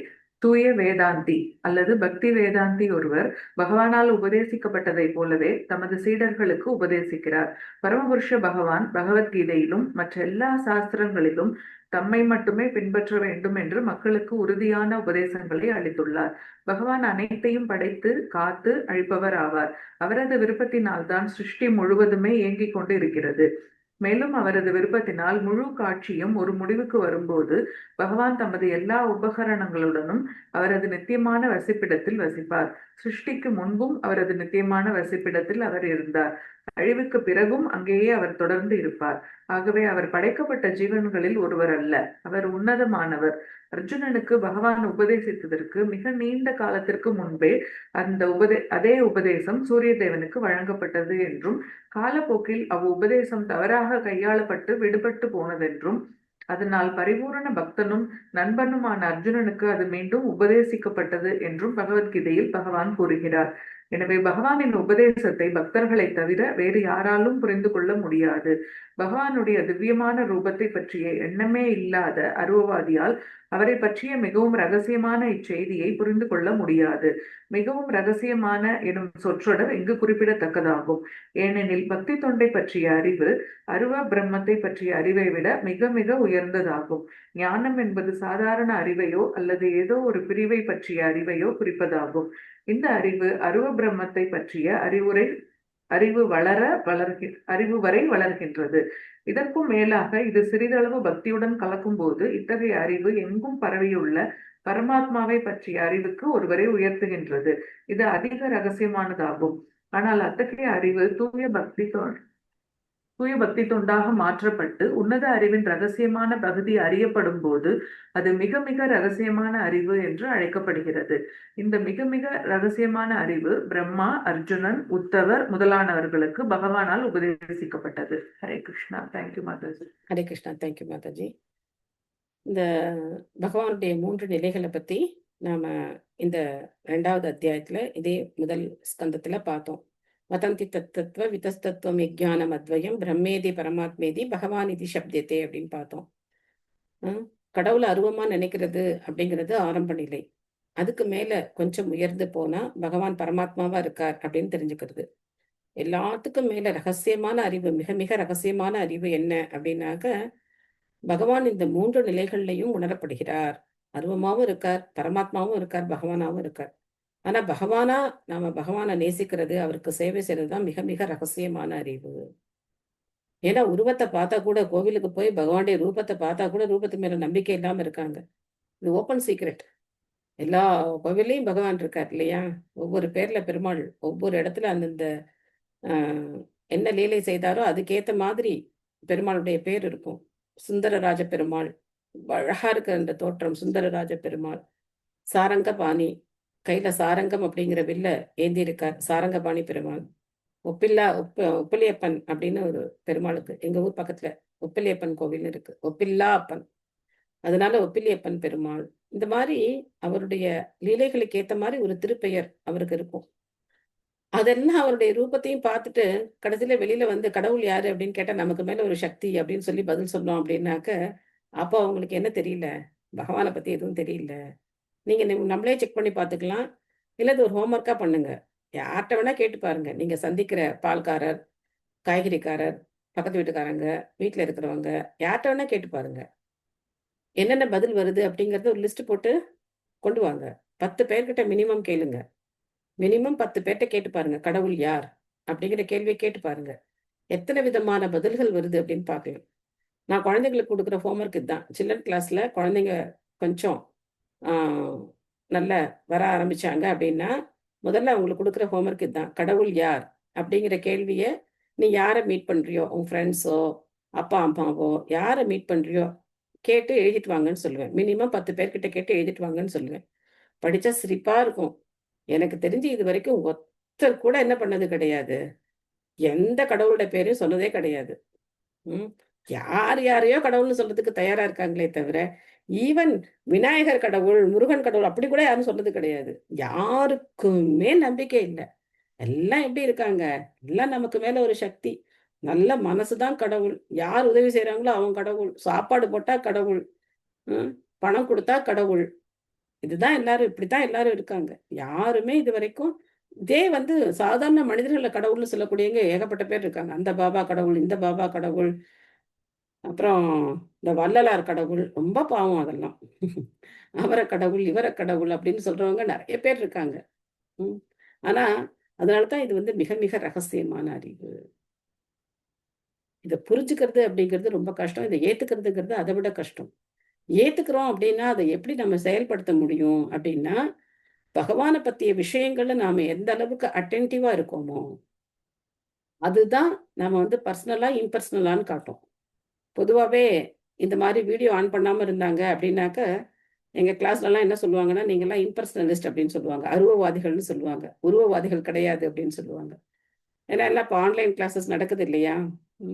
அப்போ நாங்க படிக்கிற பாகவத கிளாஸ்ல வீடியோ ஆன் பண்ணல, எங்களுக்கெல்லாம் ஸ்ட்ரிக்ட், வீடியோ ஆன் பண்ணி தான் ஆகணும். பக்தி வைபவ், பக்தி வேதாந்தம் இதெல்லாம் படிக்கணும் அப்படின்னாக்க வீடியோ ஆன் பண்ணி வச்சுக்கணும். வீடியோ ஆன் பண்ணல அப்படின்னா இம்பர்சனலிஸ்ட் அப்படின்னு சொல்லுவாங்க. ஏன்னா அந்த நேரடியான அந்த ஒரு உறவு இல்லாத போது அங்க வந்து என்ன இருக்கு, அருவவாதம் இருக்கு. அதே மாதிரி பக்தர்கள்ட்ட பழகிற விதம், ஒருத்தரை பார்த்துட்டு பார்க்காம போனா கூட அருவவாதம் தான். ஒருத்தரை பார்த்து ஹரே கிருஷ்ணா சொல்லல, நம்ம அவங்களுக்கு சரியான மரியாதை செலுத்தல அப்படின்னா கூட அதுவும் அருவவாதம் தான். அதே மாதிரி கிளாஸ்ல உட்காந்துக்கிட்டே வேற ஏதாவது வேலை பார்த்துக்கிட்டே இருந்தோம் அப்படின்னா அதுவும் அருவவாதம் தான். ஏன்னா பகவானை பத்தி கேட்கறதுல கவனம் இல்லாம மற்ற இடங்கள்ல எல்லாம் கவனம் செலுத்திக்கிட்டு இருந்தோம் அப்படின்னா அதுவும் அருவவாதம் தான். இது நமக்கு 2ஆம் பட்சமா இருக்கு. இது மாதிரி நிறைய சூட்சமமான விஷயங்கள் இதுக்குள்ள இருக்கு. அதனால இது மிக மிக ரகசியமான அறிவு. இது என்ன ரகசியம், கிருஷ்ணர் தான் இருக்காரே முன்னாடி, இதுல என்ன ரகசியம் அப்படின்னு நமக்கு தோணலாம். ஆனா நம்ம அவரை கூட எப்படி டீல் பண்றோம், அவர் சம்பந்தப்பட்ட விஷயங்களை நம்ம எப்படி டீல் பண்றோம், அதுதான் இருக்கு. அதனாலதான் வந்து இது ரகசியமான அறிவு. ஏனைவாகம் பகவதோ வாசுதேவஸ்ய வேதசஹ மயானுபாவம் அவிதம் ஏன கஷ்சந்தி தத்பதம். அந்த ரகசியமான அறிவினால் அனைத்தையும் படைத்து காத்து அழிப்பவரான பகவான் ஸ்ரீ கிருஷ்ணனுடைய சக்தியின் ஆதிக்கத்தை என்னால் தெளிவாக புரிந்து கொள்ள முடிந்தது. அதை அறிந்ததால் அவரிடம் திரும்பி சென்று அவரை நேருக்கு நேராக ஒருவரால் சந்திக்க முடியும். எவ்வளவு ஒரு கான்பிடண்டா இவர் வந்து இருக்கார் அப்படின்னு நம்ம வந்து பார்க்கலாம். சித்ரா மாதாஜி படிக்கிறீங்களா? ஹரே கிருஷ்ண மாதாஜி. படிக்கிறேன் மாதாஜி. ஹரே கிருஷ்ணா. தெய்வ திரு ஆசா பக்தி வேதாந்த சுவாமி பிரபுபாதருக்கு ஜெய். பொருளுரை. பக்தி தொண்டினால் அல்லது மிக மிக ரகசியமான அறிவினால் பகவானின் வெவ்வேறு சக்திகள் எவ்வாறு செயல்படுகின்றன என்பதை மிக சுலபமாக ஒருவரால் புரிந்து கொள்ள முடியும். அவரது சக்தியின் ஒரு பாகம் ஜட உலகை தோற்றுவிக்கிறது, மற்றொரு உயர்ந்த பாகம் ஆன்மீக உலகை தோற்றுவிக்கிறது. மேலும் நடுத்தர சக்தி ஜீவராசிகளை தோற்றுவிக்கிறது. இந்த ஜீவராசிகள் மேற்குறிப்பிட்ட சக்திகளின் ஒன்றிற்கு சேவை செய்கின்றன. ஜட சக்திக்கு தொண்டு செய்யும் ஜீவராசிகள் பொய்யான பௌதிக வாழ்வுக்கும் மகிழ்ச்சிக்கும் கடுமையாக போராடுகின்றன. ஆனால் ஆன்மீக சக்தியில் இருப்பவர்கள் நித்திய வாழ்வும் பூரண அறிவும் நிரந்தரமான ஆனந்தமும் கொண்டதான பகவானின் நேரடியான தொண்டின் கீழ் பகவத்கீதையின் பகவான் தொண்டின் கீழ் வைக்கப்படுகின்றனர். பகவத்கீதையில் பகவான் கூறியிருப்பதை போல் ஜட சக்தியின் ராஜ்யத்தில் அழுகி கொண்டிருக்கும் பந்தப்பட்ட ஆத்மாக்கள் அனைவரும் அவர்களது ஜட உலக ஈடுபாடுகளை எல்லாம் கைவிட்டு தன்னிடம் திரும்ப வர வேண்டும் என்பதையே பகவான் விரும்புகிறார். இதுவே அறிவின் மிக மிக ரகசியமான பகுதியாகும். தூய பக்தர்களால் மட்டுமே இதை புரிந்து கொள்ள முடியும். இத்தகைய பக்தர்கள் மட்டுமே பகவானின் ராஜ்யத்தினுள் புகுந்து பகவானை நேரடியாக தரிசித்து அவருக்கு நேரடியாக தொண்டு செய்கின்றனர். இந்நிலையில் உள்ள நித்தியமான அறிவையும் ஆனந்தத்தையும் அடைந்தவரான நாரதரே இதற்கு மிக சிறந்த உதாரணமாவார். இதற்கான வழிகளும் மார்க்கங்களும் அனைவருக்கும் ஏற்றவையாகும். ஆனால் ஸ்ரீ நாரத முனிவரின் அடிச்சோடுகளை அவர்கள் பின்பற்ற ஒப்புக்கொள்ள வேண்டும். பரமபுருஷர் அவரது முயற்சி இல்லாமலேயே எல்லையற்ற சக்திகளை பெற்றுள்ளார். மேலும் மேலே குறிப்பிட்டது போல் இவை 3 முக்கியமான தலைப்புகளின் கீழ் விளக்கப்பட்டுள்ளன. Hare Krishna Mataji. Thank you Mataji, thank you. So பகவானுடைய அகச்சக்தி, பகவானுடைய புறச்சக்தி, பகிரங்க சக்தி, இந்த 3 சக்திகள் இல்லையா? அது வந்து அந்தரங்க சக்தி, பகிரங்க சக்தி, நடுத்தர சக்தி அப்படின்னு சொல்லப்படுது. அப்போ இந்த நடுத்தர சக்தியான நாம இந்த 2 சக்திகளுக்கும் சேவை செய்யலாம். 2 சக்திகள்ல யாராவது ஒரு சக்திக்கு நாம சேவை செய்யலாம். பகவானுடைய அகச்சக்திக்கும் சேவை செய்யலாம், புறச்சக்திக்கும் சேவை செய்யலாம். ஆனா பொதுவா இந்த உலகத்துல இருக்கிற ஜீவராசிகள் யாருக்கு சேவை செய்ய ஆசையா இருக்காங்க? பகவானுடைய எந்த சக்திக்கு?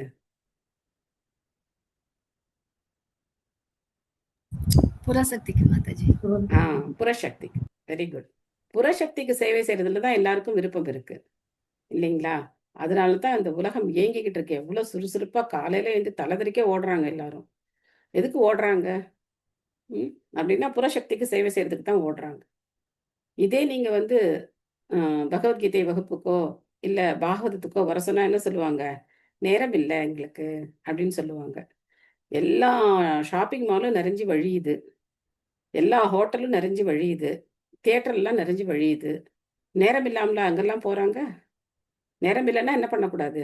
அங்கெல்லாம் யாருமே இருக்கக்கூடாது இல்லையா? ஆனா மக்கள் கூட்டம் அலைமோதுது இல்லையா?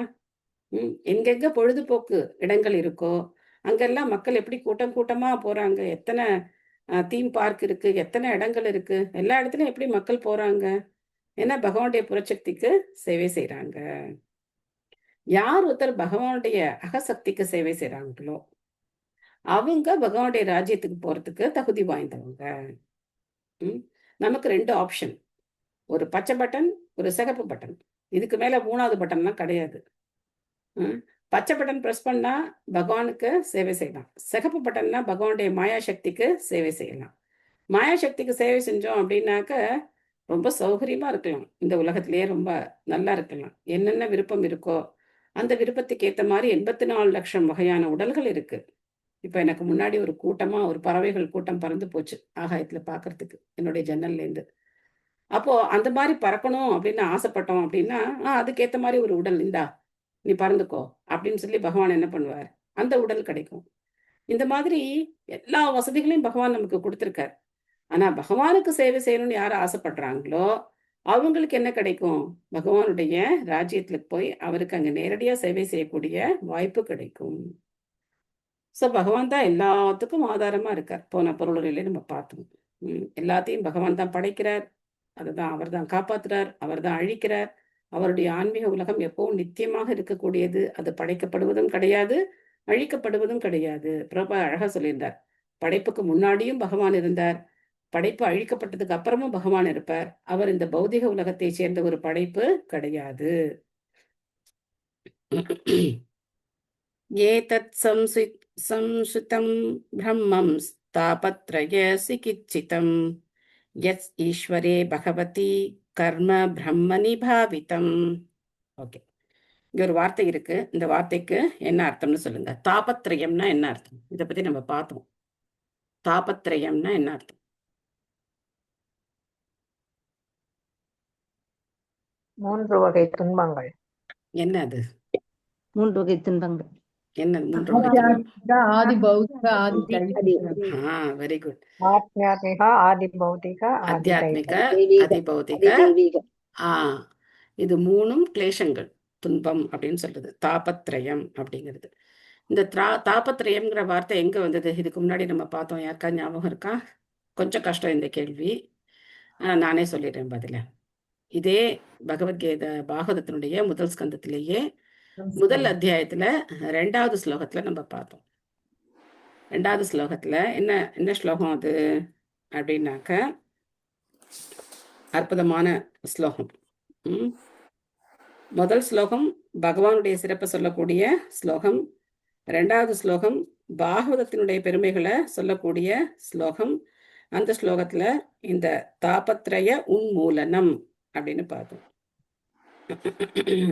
ஸோ அதனால இந்த தாபத்ரயம், இந்த 3 வகையான துன்பங்களும் என்ன பண்ணப்படும்? உன்மூலனம் அப்படின்னாக்க வேரோடு எடுக்கப்படும். தர்ம புரோஜித கைத்தவோ அத்திர பரமோ நிர்மத்சராணாம் சதாம் வேத்தியம் வாஸ்தவம் சிவதாம் தாபத்ரயோ உன்மூலனம் அப்படின்னு சொல்றார். வேரோடு எடுக்கப்படும். 3 வகையான துன்பங்களும் வேரோடு களையப்படும். யாரு? இந்த பாகவத்தை யார் படிக்கிறாங்களோ அவங்களுக்கு. அதனால இங்க நம்ம பார்த்தோம் அப்படின்னாக்க, இந்த மாதிரியான 3 விதமான துன்பங்கள்ல இருந்து ஒருத்தர் விடுபட முடியும். பிராமணரான வியாசதேவரே ஒருவரது செயல்களை பரமபுருஷரான முழுமுதற் கடவுளுக்கு, ஸ்ரீகிருஷ்ணர் பாத்தீங்களா, முழுமுதற் கடவுளுக்கு பிராக்கெட்ல பிரபுபாதர் என்ன கொடுத்துட்டார்? ஸ்ரீகிருஷ்ணர், வேற யாரும் நினைச்சுக்காதீங்க அப்படின்னு சொல்லி அர்ப்பணிப்பதுதான் எல்லா தொல்லைகளையும் துன்பங்களையும் அகற்றுவதற்கான மிகச்சிறந்த நோய் தீர்க்கும் முறை என்று கற்றவர்களால் முடிவு செய்யப்பட்டுள்ளது. ஸோ நீங்க சும்மா அதுக்கும் இதுக்கும் நீங்க என்னென்னமோ எழுதி டயத்தை வேஸ்ட் பண்ணிட்டீங்களே, பகவானை பத்தி சொல்லுங்க அப்படின்னு சொல்லி சொல்றார். சாந்தி மாதாஜி படிக்கிறீங்களா? ஹரே கிருஷ்ணா மாதாஜி. ஹரே கிருஷ்ணா. மொழிபெயர்ப்பு பொருளுரை வழங்கிய பக்தி வேதாந்த சுவாமி ஸ்ரீல பிரபுபாதருக்கு ஜெய். ஹரே கிருஷ்ணா.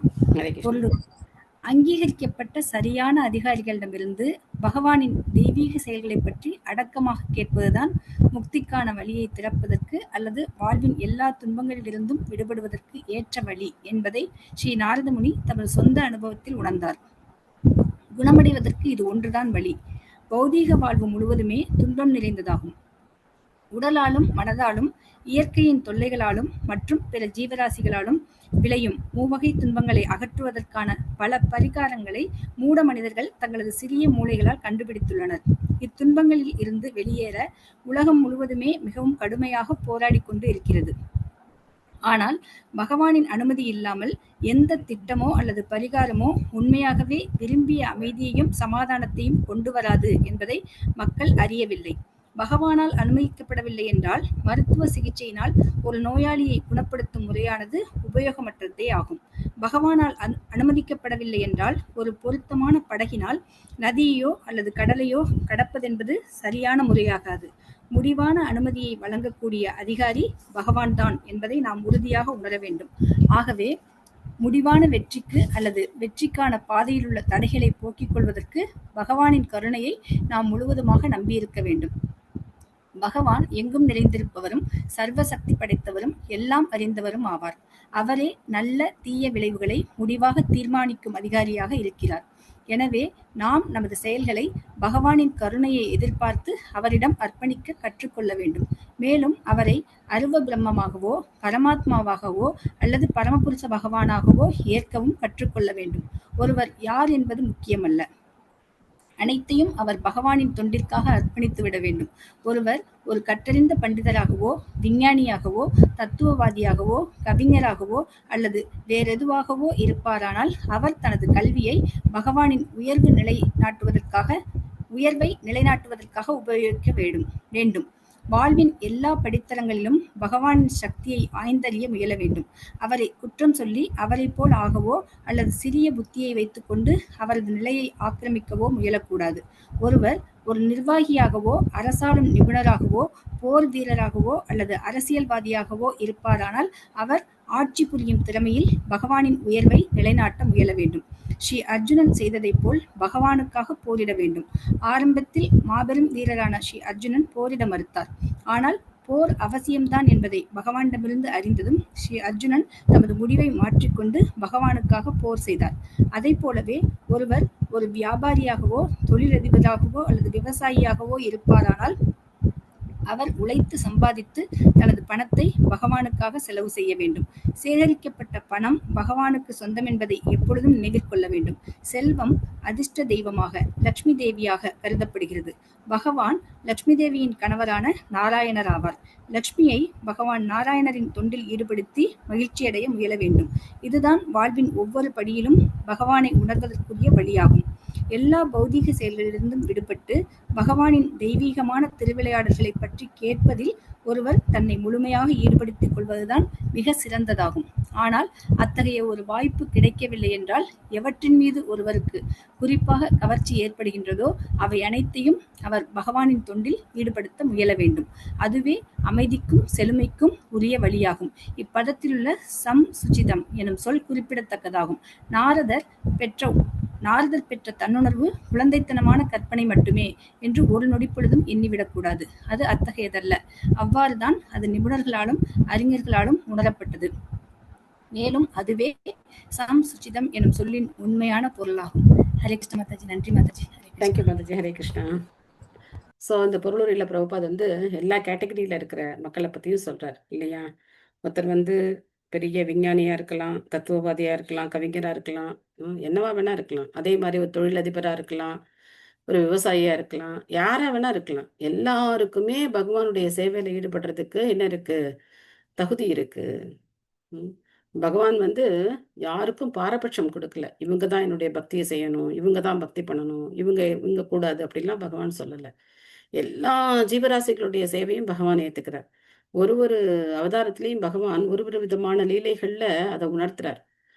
பகவான் ஸ்ரீ ராமரை பார்த்தோம் அப்படின்னாக்க யாராவது ஒருத்தர் குரங்க சேவகம் அவங்க குரங்கோட நட்பு வச்சிருக்கிறவங்கள பார்த்தா இந்த உலகம் எப்படி இருக்கும்? ஏளனமா தானே பார்ப்பாங்க அவங்கள இல்லையா? ஆனா பகவான் என்ன பண்றார்? வானர சேனையோட யாரை எதிர்கொள்ள போறார்? ராவணனை, எப்பேற்பட்ட ஒரு அசுரன், அவனை எதிர்கொள்றதுக்காக என்ன சேனையை கூட்டிட்டு போறார்? வானர சேனையை கூட்டிட்டு போறார். அந்த உருவத்துல இருந்தா கூட அந்த பக்தியை பகவான் ஏத்துக்கிறார். அதனால ஜீவராசிகள் எந்த உடல்ல இருந்தாலும் சரி பக்தி பண்ணாங்க அப்படின்னு சொன்னா பகவான் அதை ஏத்துப்பார். ஆனா மனித பிறவியில இதுக்கு ஒரு நல்ல வாய்ப்பு இருக்கு.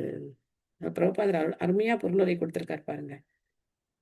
எல்லாத்தையுமே என்ன முக்கியம் அப்படின்னா, ஒருத்தர் தன்னுடைய செல்வம் அந்த லக்ஷ்மி தேவிய பகவான் நாராயணனுடைய சேவையில ஈடுபடுத்தணும். அதான் ரொம்ப முக்கியம். அதுக்கு அடித்தளம் ஆரம்ப படி என்ன அப்படின்னாக்க, வீட்டுல நாம பகவானுக்கு நிவேதனம் பண்ணி பிரசாதமா சாப்பிடுறது. ஏன்னா நம்ம செல்வம் அப்படிங்கறத வச்சுதான் நம்ம என்ன செய்யறோம்? எல்லா சாமானும் வாங்குறோம். அரிசி, பருப்பு, புளி, மிளகா, நமக்கு தேவையான காய்கறிகள், பழங்கள் எல்லாத்தையுமே நம்ம உழைக்கிற அந்த லக்ஷ்மியை வச்சுதான் நம்ம வாங்குறோம். அப்போ அந்த லக்ஷ்மி தேவி பகவானுடைய சேவையில ஈடுபடுத்தப்படணும் அப்படின்னா நிவேதனம் பண்ணி நம்ம சாப்பிட்டோம் அப்படின்னாக்க உத்தமம். இல்லைங்க, இது வெங்காயம் போடாம சமைக்க வரல, பூண்டு இல்லாம சமைக்க வரல அப்படின்னா எதுல நீங்க போடலையோ அதை முதல்ல நிவேத்தியம் பண்ணுங்க. எடுத்த உடனே இதை எல்லாராலும் இம்ப்ளிமெண்ட் பண்ணிட முடியாது. பிராக்டிக்கல் அந்த சிக்கல்கள் இருக்கத்தான் செய்யும். ஆனா சாதத்துல யாரும் வெங்காயமோ பூண்டா போட மாட்டாங்கல்ல. கண்டிப்பா நீங்க என்ன பண்ணலாம்? வெறும் அன்னம், அதுல ஒரு சொட்டு நெய் விட்டு துளசியை போட்டு அதை நிவேதனம் பண்ண ஆரம்பிங்க. தண்ணி வைங்க, தண்ணியில வந்து துளசி இலையை போட்டு அதை நிவேதனம் பண்ணுங்க. என்ன முடியுமோ அதை செய்யுங்க. என்ன முடியலையோ அதை என்ன பண்ணாதீங்க, அதை யோசிச்சுட்டே இருக்காதீங்க. அதனால பண்ணல, இதனால பண்ணல அப்படிலாம் சொல்லாதீங்க. எது முடியுமோ அதுல ஆரம்பிங்க. தயிர்ல யாரும் வெங்காயம் பூண்டு போட மாட்டாங்க. சாதம், தயிர் இதெல்லாம் தாராளமா நைவேத்தியம் பண்ணலாம். பால் இதெல்லாம் நைவேத்தியம் பண்ணலாம். எதுல ஆரம்பிக்கணுமோ அதை நம்ம முதல்ல ஆரம்பிச்சிடணும். அதுக்கப்புறம் என்ன ஆகும், படிப்படியா கொஞ்சம் கொஞ்சமா பகவான் மேல அந்த அன்பு வளர்ந்தது அப்படின்னு சொன்னாக்க, நான் மட்டும் இப்படி பொரியல் சாப்பிட்றேனே, என்னோட கிருஷ்ணருக்கு நான் இன்னைக்கு இந்த பொரியலை கொடுக்காம விட்டேனே, அப்ப என்ன பண்ணலாம், பொரியல் வெங்காயத்தை கட் பண்ணு, பொரியலை பகவானுக்கு நிவேதனம் பண்ணுவோம். இப்படி கொஞ்சம் கொஞ்சமா நம்ம மனநிலை மாற்றம் வரும்போது பகவானுக்கு கொடுக்காம எதையும் சாப்பிட மாட்டோம். எங்க வீட்டுல இந்த பேர பசங்கள்லாம் என்ன பண்ணுவானுங்க அப்படின்னாக்க, பொம்மையை வாங்கிட்டு வந்துடுவாங்க. ஏன்னா பசங்களை கண்ட்ரோல் பண்ண முடியாது, பொம்மை வாங்காம இருக்க மாட்டாங்க. பொம்மையை வாங்கிட்டு வந்து கிருஷ்ணாட்ட முதல்ல ஆஃபர் பண்ணிட்டு அப்புறம் எடுத்து விளையாட ஆரம்பிப்பாங்க. கேட்டா நான் ஆஃபர் பண்ணிட்டேன் அப்படிம்பாங்க. அந்த குணம் அந்த குழந்தையிலேருந்தே அந்த பழக்கப்பட்டதுனால என்ன பண்றாங்க, அந்த பொம்மையை கொண்டு போய் கிருஷ்ணருக்கு ஆஃபர் பண்ணிட்டு அதுக்கப்புறம் அவங்க விளையாட ஆரம்பிப்பாங்க. ஸோ இது நம்மளுடைய கலாச்சாரத்துல இருக்கு. நம்ம எதுக்கு ட்ரெஸ்ஸை வந்து பகவானுக்கு வச்சு பூஜை பண்ணிட்டு அப்புறம் எதுக்கு போட்டுக்கிறோம்? நம்ம அதை கடமை மாதிரி செஞ்சுட்டு இருக்கோம், சடங்கு மாதிரி செஞ்சுட்டு இருக்கோம். அதனால நமக்கு அது தெரியல. உண்மையிலேயே எல்லாமே பகவான் அனுபவிக்க வேண்டியது. இந்த புது வஸ்திரங்கள் இதெல்லாம் நாங்க வாங்கியிருக்கோம், இது நீங்க அனுபவிக்க வேண்டியது. அதை நாங்க அப்புறம் பிரசாதமா ஏத்துக்கிறோம் அப்படின்னு தான் நம்ம ஏத்துக்கணும். நம்ம என்ன நினைக்கிறோம், மஞ்சள் குங்குமம் வச்சுட்டு நம்ம எடுத்து நம்ம போட்டுக்கிறது. நான் அனுபவிக்கிறதுக்காக வாங்கியிருக்கேன், மஞ்சள் குங்குமம் வச்சு வைக்கணும், அவ்வளவுதான். சாமி கிட்ட வச்சு படைச்சாச்சு, அவ்வளவுதான். அந்த உணர்வு நமக்கு இல்லை. இதை வந்து அவர் போட்டுக்க போறாரு அப்படிங்கிற உணர்வு இல்லை. அதனாலதான் என்ன பண்றோம், ஜீன்ஸ் பேண்ட், அரவர உடை எல்லாமே நம்ம இப்ப வாங்க ஆரம்பிச்சிருக்கோம். நம்மளுடைய உடை பார்த்தீங்கன்னா பகவான் என்ன உடை உடுத்துறாரோ அந்த உடை தான் நம்ம போட்டுட்டு இருந்தோம். அதே அவர் மாதிரியே வேஷ்டி, அப்புறம் சதர், நம்ம வந்து புடவை, அந்த மாதிரி உடைகளை தான் நம்ம அணிஞ்சிட்டு இருந்தோம். அப்போ பகவான் அதை அனுபவிச்சதுக்கு அப்புறம் நாம் அதை போட்டுக்கிறதா மனநிலை இருக்கணும். ஆனா இப்ப ஜீன்ஸ் பேண்ட்டும் கிழிஞ்சு போன சட்டையும் வச்சு அதை எப்படி நைவேத்தியம் பண்ண முடியும் அவருக்கு? அந்த ட்ரெஸ் எல்லாம் அவர் போட்டுக்குவாரா என்ன? அந்த மாதிரியான அந்த அந்த கான்செப்டே போச்சு. எதுக்காக நிவேதனம் பண்றோம் அந்த கான்செப்டே போனதுனால யாருக்கும் அது புரியல, ஒரு சடங்கு மாதிரி ஆயிடுச்சு. இப்ப என்ன பண்றாங்க, நிறைய பேர் நைவேத்தியமே பண்றது இல்ல, கடையில அங்கேயே தான் போட்டு பாத்துக்கிறோமே. முதல்ல ட்ரையல் பார்த்துடுறோமே, ரெடிமேட் ட்ரெஸ்ஸை ட்ரையல் பார்த்துட்டு தானே அப்புறம் வீட்டுக்கு வாங்கிட்டு வரோம். இல்லைன்னா அதுல ஏகப்பட்ட பிரச்சனை வருது. ஸோ அதனால நைவேத்தியம் பண்றது அப்படின்னா என்னங்கிறத புரிஞ்சுக்கிறோம். பகவானுக்கு நம்ம வந்து எல்லாமே இது என்ன அப்படின்னா, இது பேர் வந்து போகா. போகான்னா அனுபவிக்கிறதுன்னு அர்த்தம். பகவான் வந்து பகவத்கீதையில சொல்றார், போக்தாரம் யஜ்ய தபசாம் அப்படின்னு சொல்றார். எல்லா யாகங்கள் எல்லா தவங்களையும் அனுபவிக்கிறவன் நான் தான் போக்தா அப்படின்னு சொல்றார். இல்ல இல்ல நீ போக்தா கிடையாது, நான் தான் போக்தா, நான் தான் அனுபவிப்பாளர் அப்படின்னு நம்ம போட்டிக்கு நிக்கிறோம். கிருஷ்ணா நீங்க ஒன்றும் அனுபவிக்க வேண்டாம், நாங்க அனுபவிச்சுக்கிறோம் அப்படின்னு சொல்லி நம்ம அனுபவிக்க பாக்குறோம். நம்ம அனுபவிச்சோம் அப்படின்னா அதுல பாவம் தான் வரும். பகவான் அனுபவிச்சதுக்கு அப்புறம் நம்ம அதை ஏத்துக்கிட்டோம் அப்படின்னாக்க அதுல எந்த பாவ விளைவுகளும் கிடையாது. அதனால லக்ஷ்மி அப்படிங்கிறதுல நாம எந்த பொருள் வாங்கினாலும் சரி, அதை பகவானுக்கு நிவேதனம் பண்ணிட்டு அதுக்கப்புறம் அதை நாம பயன்படுத்தணும். இது ஆரம்ப நிலை. அடுத்த நிலையில என்ன பண்ணணும் அப்படின்னா, பிரபுபாதர் வந்து பகவத்கீதையில ரொம்ப அற்புதமா ஒரு பொருளுரையில 12வது அத்தியாயத்துல பொருளுரையில சொல்லியிருப்பார். எந்த ஒரு விஷயம் அப்படின்னாலும் அதை செயல்படுத்துறதுக்கு இடம் தேவைப்படுது, அதை செயல்படுத்துறதுக்கு கட்டிடம் ஒரு வசதி தேவைப்படுது. இதெல்லாம் தேவைப்படுறதுனால பகவானுடைய சேவைக்காக நம்ம என்ன பண்ணணும், பக்தர்கள் நிறைய லக்ஷ்மியை நம்ம வந்து கொடுக்கணும். அதுக்குதான் நம்ம போன தடவை டிஸ்கஸ் பண்ணோம் 2 நாள் முன்னாடி. அந்த QR கோடு நான் உங்களுக்கு போட்டு விட்டேன் குரூப்ல. ஸோ யாருக்கு விருப்பம் இருக்கோ அதுல அந்த சார்ட்ல பாத்தீங்கன்னா நிறைய ஆப்ஷன் இருக்கும். உங்களுக்கு அது ஏதாவது ஏத்துக்கலாம், கமிட் பண்ணிக்கலாம் அப்படின்னா கமிட் பண்ணிக்கலாம். இல்ல எனக்கு 10 ரூபாய் கொடுக்க முடியும் அப்படின்னா 10 ரூபாய் கூட அனுப்பி வைக்கலாம். ஒன்றும் இவ்வளவுதான் கொடுத்தாகணும், அவ்வளவுதான் கொடுத்தாகணும், கொடுத்தாதான் ஆச்சு அப்படிலாமும் கிடையாது. உங்களுடைய மனநிலை, உங்களுடைய யதாசக்தி, உங்களுடைய நிலைமையை பொறுத்தது அது.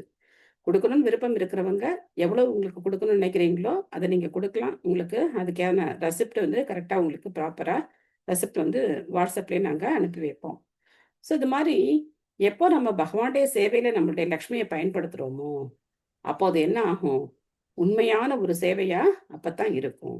இல்லை அப்படின்னாக்க நம்மளுடைய சொந்த புலனின்பத்துக்காக பயன்படுத்தும் போது அதுல எந்த நன்மையும் நமக்கு இருக்காது, பாவ விளைவுகள் தான் மிஞ்சும்.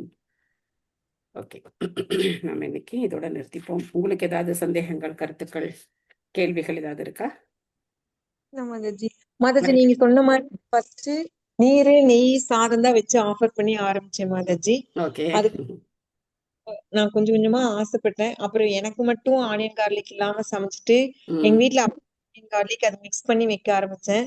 ஒரு 2 வாரம் அவரே ஆனியன் கார்லிக் வேண்டான்ட்டாரு. இப்ப நாங்க அவரே என்ன பொருள் வாங்கிட்டு வந்தாலும் பகவானுக்கு வச்சுட்டு வைக்க சொல்லி அவரே கொடுப்பாரு மாதாஜி. ஹரி போல் ஹரி போல், எவ்வளவு பெரிய சக்சஸ் பாருங்க. சோ ஸ்டார்ட் பண்ணிடணும். மாதாஜி அப்படி எப்ப செய்ய அப்படின்னு ஆசைப்பட்ட மனசுல அது அவரு கூட மனசு மாத்தி அவரே எனக்கு எதுவும் வேண்டாம் ஆனியன் கார்லிக்னு சொல்ல ஆரம்பிச்சு. Very good very good. Thank you Mataji. கருணை வந்து ரொம்ப பெருசு மாதாஜி. அதை உணர்ந்தும் போது தெரியும். கண்டிப்பா கண்டிப்பா மாதாஜி. சம்சூஷிதம் அப்படின்னா அதோட பொருள் விளக்கம் என்ன சொல்வீங்க? அந்த வேர்ட்லயே பிரபாத் கொடுத்துப்பாரு. சம்ஷிதம் சம்ஷிதம் எந்த ஸ்லோகத்துல பார்த்தோம்? இப்பதான் மாதாஜி அந்த லாஸ்ட் பேரா சம்சூஷிதம். சம்சோஷிதம், எஸ். கற்றறிந்தவர்களால் முடிவு செய்ய. அதாவது பிரபாத் என்ன சொல்றாரு அப்படின்னாக்க, நாரதருடைய அந்த முந்தைய பிறவில ஒரு சின்ன பையனா இருந்தார் இல்லையா, அதனால இது ஒரு சின்ன குழந்தையுடைய கருத்து. ஒரு சின்ன குழந்தை, அதுக்கு என்ன தெரியும், 5 வயசு பையன், அந்த பையனுக்கு என்ன தெரியும் அப்படின்னு நினைச்சிடாதீங்க. ஏன்னா இந்த ஸ்ரீமத் பாகவதத்துல இந்த பாகவதத்துக்கு விளக்கம் கொடுத்திருக்கிற எத்தனையோ மிகப்பெரிய பக்தர்கள் இத வந்து என்ன பண்ணிருக்காங்க, உறுதி பண்ணிருக்காங்க. நாரதருடைய இந்த சொந்த அனுபவத்தை அவங்க என்ன பண்ணிருக்காங்க, அப்ரூவ் பண்ணிருக்காங்க இல்லையா. அதனால அவர் வந்து சொல்றார் சம்சூஷிதம் அப்படிங்கிற வார்த்தையை வச்சு கற்றறிந்தவர்களால் முடிவு செய்யப்பட்டுள்ளது அப்படின்னு சொல்றார். ஓகே. அப்புறம் மாதாஜி அந்த முன்னாடி வந்து அந்த சூரிய பகவானுக்கு அதுக்கப்புறம் அர்ஜுனனுக்கு தான் அந்த உபதேசிக்கப்பட்டது இல்லையா. அப்புறம் ஆனா இங்க வந்து பேஜ் நம்பர் 300ல வந்து மிக மிக ரகசியமான அறிவு பிரம்மா, அர்ஜுனன், உத்தவர் முதலானவர்களுக்கு உபதேசிக்கப்பட்டதுன்னு கொடுத்திருக்காங்க மாதாஜி. இங்க சூரிய பகவானை மென்ஷன் பண்ணல மாதாஜி. அதனால என்ன? அதனால அது ஒரு பெரிய ஒரு விஷயம் கிடையாது. Okay okay. நம்ம வேணா ஆட் பண்ணி இல்ல நம்ம எதுவும் ஆட் பண்ண தேவையில்லை. இருக்கிறத புரிஞ்சுக்கணும். பகவத்கீதை அது இந்த ரகசியமான அறிவு அப்படிங்கிறது பல விதங்கள்ல வந்து சொல்லப்படுது. பகவத்கீதையிலயும் 9வது அத்தியாயம் ரகசியமான அறிவுன்னு சொல்லப்பட்டிருக்கு. உத்தவருக்கு எங்க சொன்னார் பகவான், எங்க சொல்லியிருக்கார் அப்படின்னாக்க 10th கேண்டோ வரும்போது நம்ம அதை பார்க்கலாம். பகவான் வந்து தன்னுடைய லீலைகளை முடிச்சுக்கிட்டு அவர் வந்து தன்னுடைய வைகுண்டத்துக்கு கிளம்பும் போது உத்தவரை கூப்பிட்டு உத்தவ கீதை அப்படின்னு ஒரு பகுதி இருக்கு. அதுல உத்தவருக்கு பகவத்கீதை மாதிரி அதுவும் ஒரு மிக நீண்ட ஒரு பகுதி. பல உபதேசங்களை பகவான் அங்க வந்து உத்தவருக்கு சொல்றார்.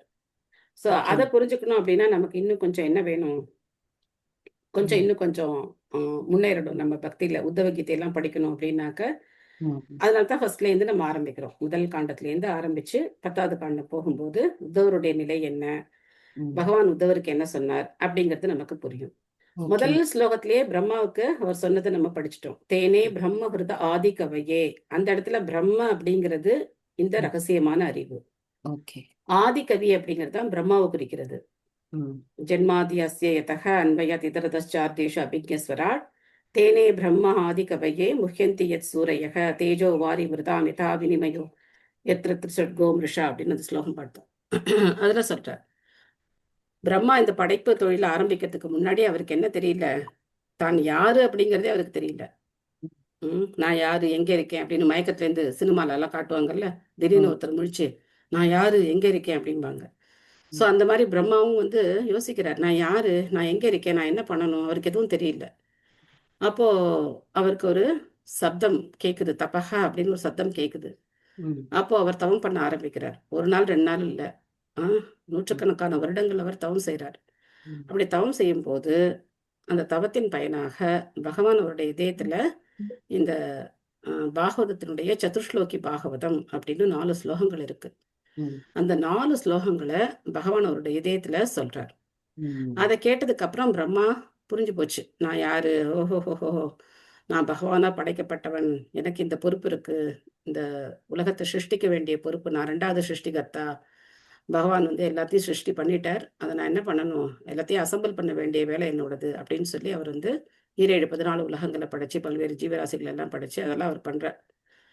ஸோ அதனால இந்த அறிவு அப்படிங்கிறது பிரம்மாவுக்கு சொல்லப்பட்டது, உத்தவருக்கு சொல்லப்பட்டது, அர்ஜுனனுக்கு சொல்லப்பட்டது அப்படின்னு சொல்லப்பட்டிருக்கு. பகவத்கீதையில 4வது அத்தியாயத்துல முதல் ஸ்லோகத்துல சொல்றார் கிருஷ்ணர், இமம் விவஸ்வதே யோகம் புரோக்தவான் அகம் அவ்யயம் விவஸ்வான் மனவே பிராக மனுர் இஷ்வாகுவே பிரவீத் அப்படின்னு சொல்றார். ஸோ 2வது 3வது ஸ்லோகம்லாம் படிச்சு பார்த்தீங்க அப்படின்னாக்க எதுக்காக அர்ஜுனனுக்கு சொன்னார் அப்படிங்கிறது தெரியும். 4.2 4.3 பகவத்கீதையில அதெல்லாம் படிச்சு பாருங்க. Thank you so much. Thank you. Hare Krishna. Hare Krishna.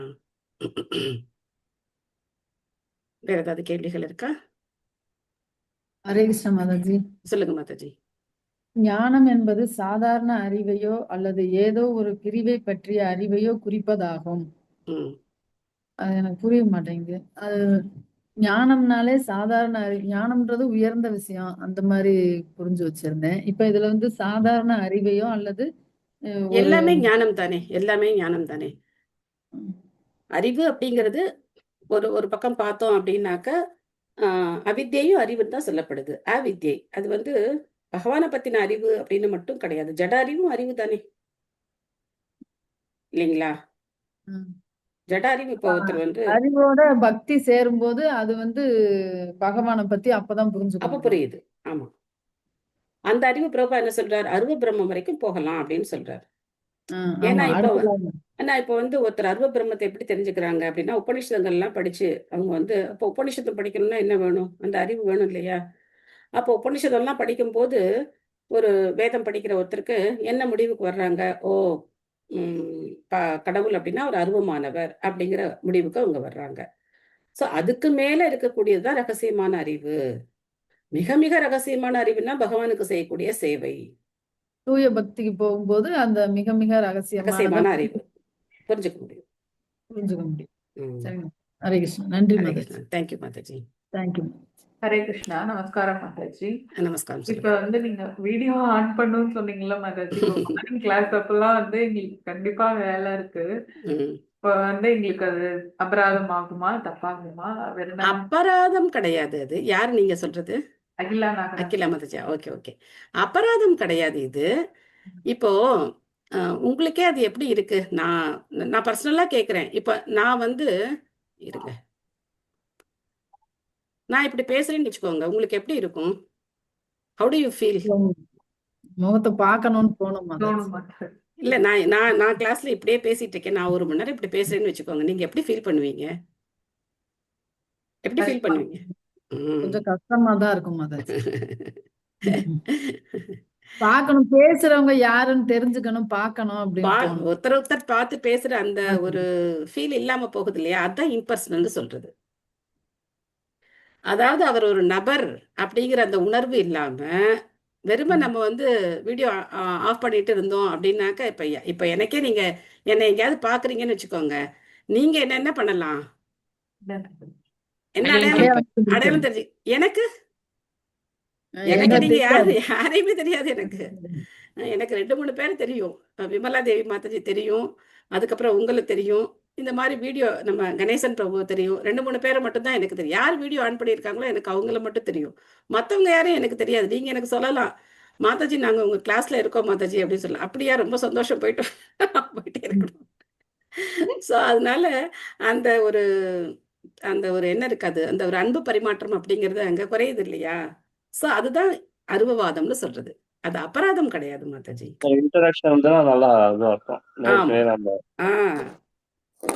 முன்னாடி எல்லாம் எப்படி இருந்தது, இந்த ஆன்லைன்லாம் வரதுக்கு முன்னாடி எப்படி இருந்தது? நாங்கெல்லாம் கோவிலுக்கு போய் அந்த சமயத்துல பாகவதம் சொல்ற சமயத்துல போய் உட்கார்ந்து கேட்கணும். நம்ம இஷ்டத்துக்கெல்லாம் போய் இப்போ இந்த இதை சொல்லுங்க பிரபு அப்படின்லாம் சொல்ல முடியாது.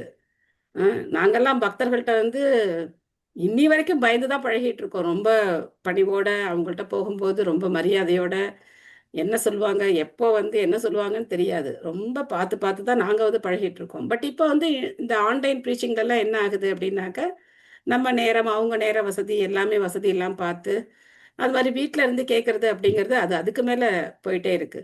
ஸோ அதனால நாங்கள் படிக்கிறோம் அப்படின்னாக்க நாங்கள் எக்ஸாம்லாம் எழுதணும், எங்களுக்கு வந்து அந்த மாதிரி ஒரு கோர்ஸாக நாங்கள் எடுத்து படிக்கிறதுனால எங்களுக்கு கம்பல்சரி வீடியோ ஆன் பண்ணி தான் ஆகணும். எனக்கும் வந்து வீடியோ ஆன் பண்ணாமல் நான் எந்த கிளாஸும் அட்டன் பண்ணவும் மாட்டேன். என்னோட பர்சனலாக அது வந்து எனக்கு சரியாகவும் வராது. எப்போவுமே நான் வீடியோ ஆன் பண்ணி தான் வச்சுருப்பேன்.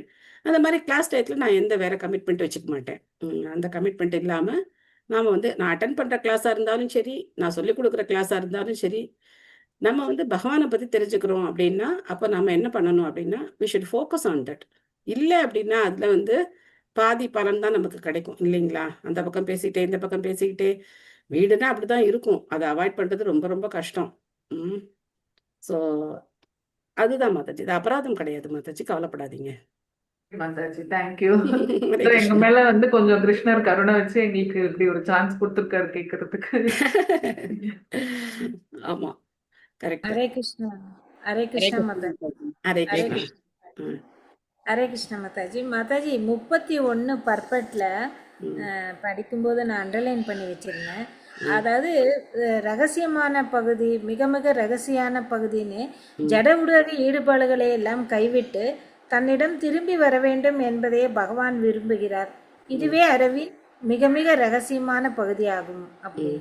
ம். அப்போ பகவான் கிட்ட அவரோட திருநாட்டுக்கு செல்றதுன்றதை நம்ம புரிஞ்சுக்கிறது தான் ரொம்ப ரகசியமான பகுதியா மாதாஜி. அது அப்படி அது அதாவது அதுக்கு என்ன அர்த்தம், அந்த அந்த வார்த்தைகளுக்கு என்ன அர்த்தம் அப்படின்னா பகவான் ஒரு நபர் முதல்ல, சரியா?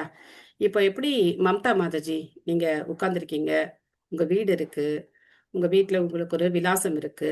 இப்போ நான் உங்களை தேடி வரணும் அப்படின்னாக்க நான் அந்த விலாசத்துக்கு வந்தா, உங்க வீட்டுக்கு வந்தா நீங்க என்ன பண்ணுவீங்க?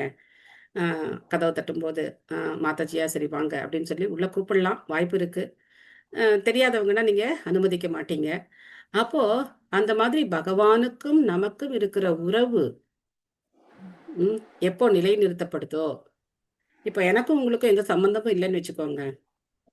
நான் உங்க வீட்டு வாசல்ல வந்து கதவு தட்டினா நீங்க என்ன சொல்லுவீங்க? யாரும்மா நீங்க?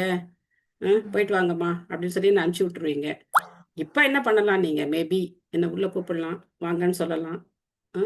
உள்ள கூப்பிட்டு என்ன பண்ணலாம், உங்களுடைய ஃப்ரெண்ட்டு ரூம்லேயே உட்கார வச்சு பேசி அனுப்புனா அனுப்பலாம். இல்லை உங்களுக்கு எனக்கும் நிறைய நெருக்கமான பழக்கம் இருக்குது அப்படின்னா நீங்கள் என்ன பண்ணலாம், என்ன ஹால் வரைக்கும் கூட்டிகிட்டு போகலாம். இல்லை உங்களுக்கு எனக்கும் இன்னும் நெருக்கமான பழக்கம் இருக்குது, நாம் 2 பேரும் ரொம்ப ஃப்ரெண்ட்ஸாக இருக்கோம் அப்படின்னா நீங்கள் என்ன பண்ணலாம், தோளில் கை போட்டு உங்களுடைய கிச்சன், உங்கள் பெட்ரூம் எல்லா இடத்துக்கும் நான் வந்து வரலாம் இல்லைங்களா? இதுதான் ரகசியமான அறிவு.